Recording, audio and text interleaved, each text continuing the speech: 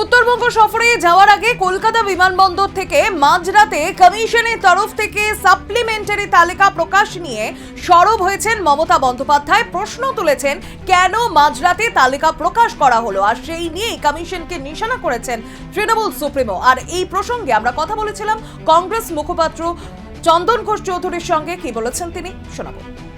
এটা অদ্ভুত ব্যাপার, এই মধ্যরাত্রের সাথে বিজেপির তার অ্যাকশন, প্রধানমন্ত্রী সেই মধ্যরাতের ঘোষণা, মহারাষ্ট্রে মধ্যরাতে একটা অনির্বাচিত সরকারের শপথ গ্রহণ, এই সবই মধ্যরাতে। একটা অদ্ভুত ব্যাপার, এই যোগসাযোগে আজকে নির্বাচন কমিশনকেও দেখা যাচ্ছে ঠিক সেই মধ্যরাতে।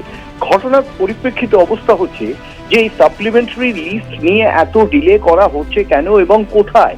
প্রথমত সেই ডিক্লারেশনটা করা হলো, অথচ তাকে বলা হলো কত সংখ্যক আমি জানি না।